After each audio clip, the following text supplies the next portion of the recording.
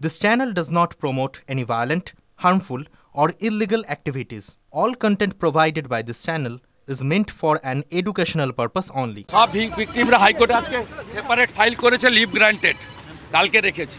এটা কি বাংলাদেশের হাত আছে? সব আমিরুল, মনিরুলের দাদা কাউসার, মেহবুব আলম, ধুলিয়ানের চেয়ারম্যান এক্ষুনি অ্যারেস্ট করতে হবে। এরা সবাই সেন্ট্রাল এজেন্সি চাইছে এবং চাইছে সিপিডব্লিউডি দিয়ে ভ্যালুয়েশন করে সমস্ত এন্টায়ার ক্ষতিপূরণ আর সমস্ত দোষীদেরকে গ্রেপ্তার করা হোক।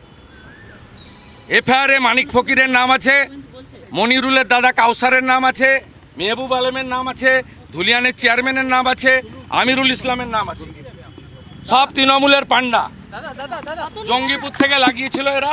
সমস্ত এদেরকে গ্রেপ্তার করতে হবে পুরস্কার দেওয়ার জন্য। মোথাবাড়ি আর ধুলিয়ান শামশেরগঞ্জে আগুন লাগিয়েছে, ওদেরকে পুরস্কার করার জন্য ফেলিসিয়েশনের মিটিং। তোষণবাজ মুখ্যমন্ত্রী তুষ্টিকরণ করার জন্য মিটিং করছে।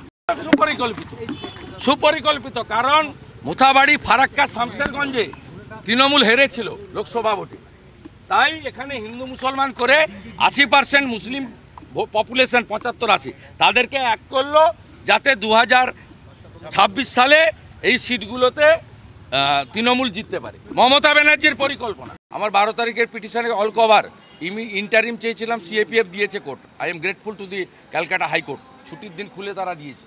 সেকেন্ড পয়েন্ট ছিল এনআইএ ইনভেস্টিগেশন হবে। সবাই বলছে বিদেশিরা আছে। মমতা ব্যানার্জির যে লিফলেট আছে, বর্তমান কাগজ মমতার লিফলেট, সেও লিখছে তুরস্ক থেকে এসছে, অমুক এসছে।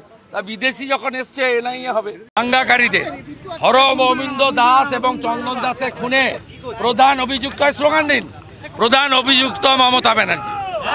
গোটা রাজ্যের মানুষকে বলবো, হিন্দুদের ভালো ব্যাচ লাগান, মোমবাতি মিছিল করুন, শহীদ বেদি করুন, চোখের জল ফেলুন, চোখের জলে শপথ নিন।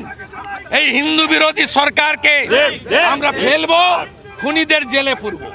এই যা পরিস্থিতি এই মুহূর্তে রাজ্য জুড়ে কি প্রভাব পড়ছে এই মুহূর্তে? রাজ্য জুড়ে হিন্দুরা বাঁচার লড়াই করছে, অস্তিত্ব রক্ষার লড়াই করছে।